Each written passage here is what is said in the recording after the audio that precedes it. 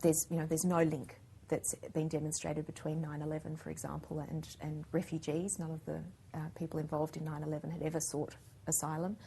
And quite frankly, why would you?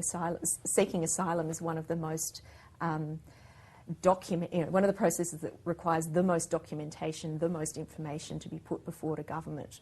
There are other ways you could get into a country without drawing quite so much attention to yourself.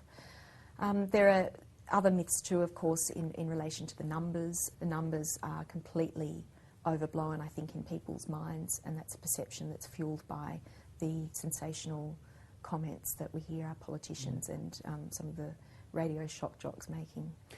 2013 Galaxy poll was done up and put in the Courier Mail, and it was talking about how a lot of people believed that asylum seekers were economic migrants. From your research, what are the types of people that are seeking refuge or asylum? Well, the definition of a refugee is someone with a well-founded fear of persecution based on a particular reason like race or religion or nationality or so on. So these are people who need to get out of their country because their lives or safety are at risk. They are the people who tend to come by boat often feel that they have absolutely nothing to lose. I mean, they are so desperate, they will often pool their resources with other family or community members to try and get themselves passage on a boat to get out of the situation that they are in. Many people will also say that they want to be able to offer their children a future, and they don't simply mean because I'd like them to get a good job, but because they actually want them to have a life, and a life lived in dignity as well. If you look at some of the camp situations or also the urban refugee situations that we have in countries like Indonesia with people living in urban centres, some of the urban refugees are in even more vulnerable positions than the refugees in camps, because at least in a camp there is some semblance of infrastructure. You are, and actually some real infrastructure too. At least you are getting some food, you are getting basic shelter provided, basic medical care. It's certainly not a place I'd like to be for very long, but those things at least are guaranteed. If you are living in a city as a refugee, you may be treated as like any other person who's there without documents. And so in Malaysia, for example, refugees are often rounded up along with other people without documentation, put in jail. There have been documented cases of whippings and other forms of cruel and inhuman treatment. And these are people exercising their right under international human rights law to seek asylum.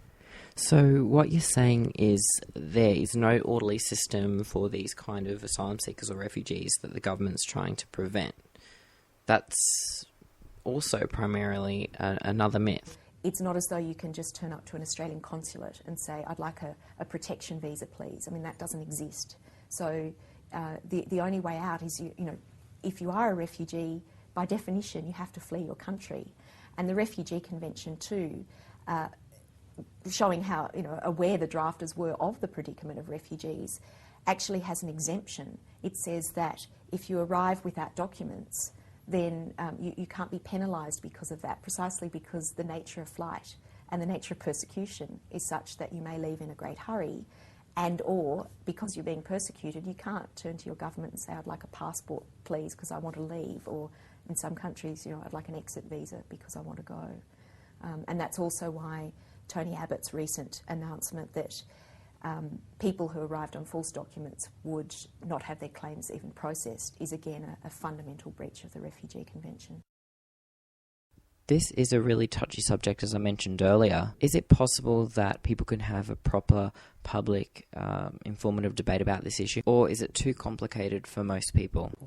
I think some of it is very complicated, but I think there are some fairly basic issues that could be highlighted in a way that would dispel some of the fear that allegedly exists in the community. And that's where I think you need real political leadership.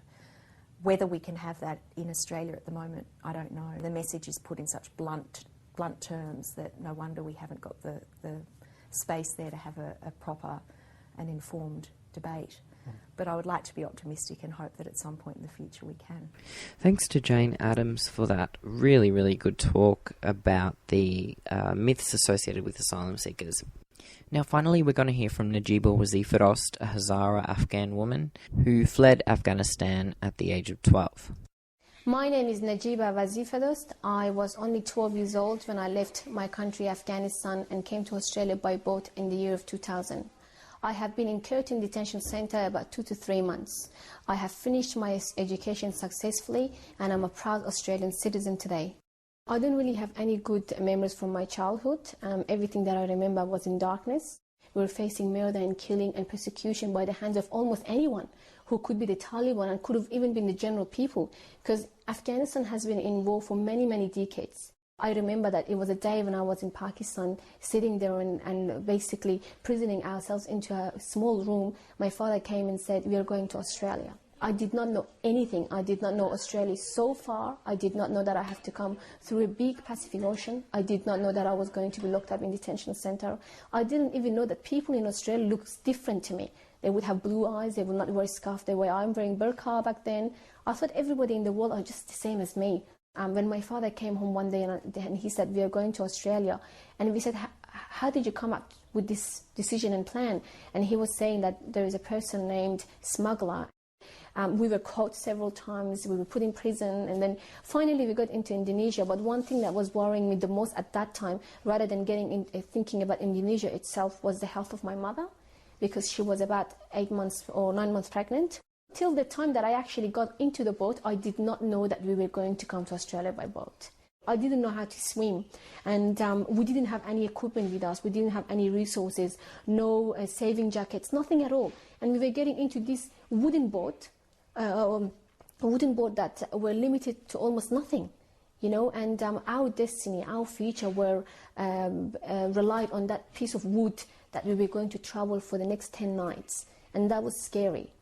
The mothers were all looking at each other with a lot of hatred. The children were scared of each other. Even though that we were from the same ethnicity of Hazara Afghan people in the same boat, we were scared of one another.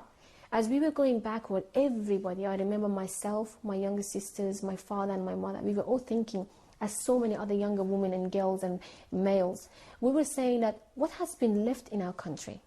There's nothing left in our country. When we were looking towards the back, everything that we used to see was all dark. There was no future for us. There was no hope.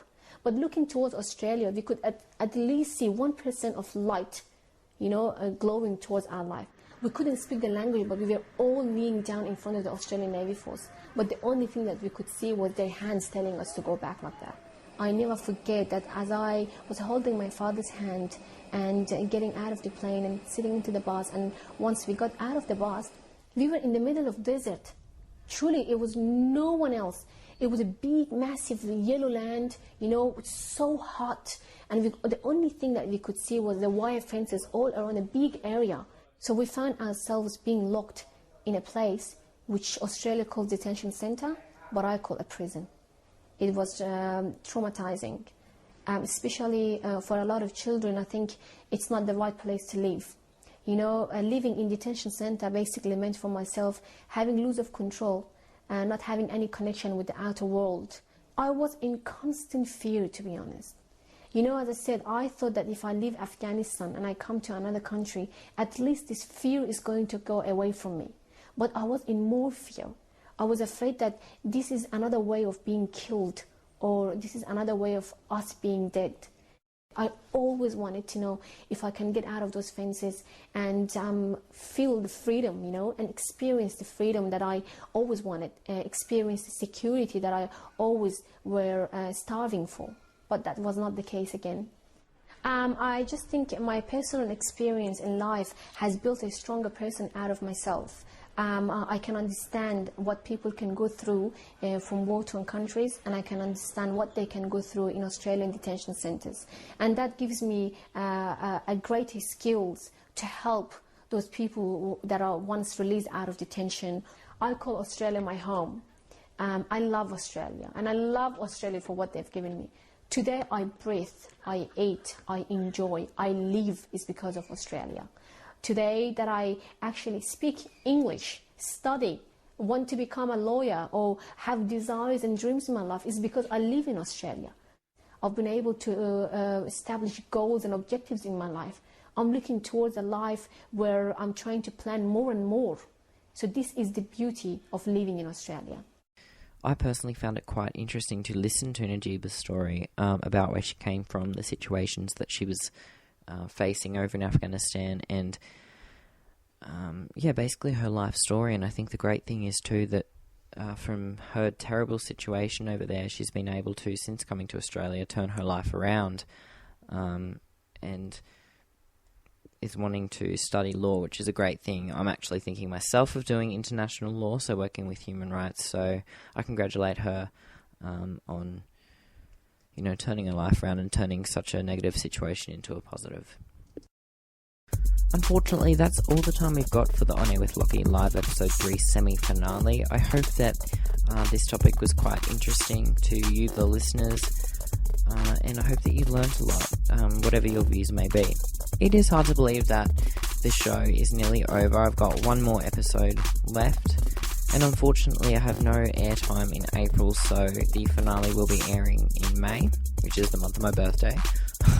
And we have another really interesting topic coming up, and a really cool surprise that I've got in store for you guys. Remember too that if you have missed anything from this live episode, to head to the On Air with Lachie Facebook page to re-listen. And if you think that anyone would like to listen to this episode as well, please recommend them. And until May, guys, I will see you later.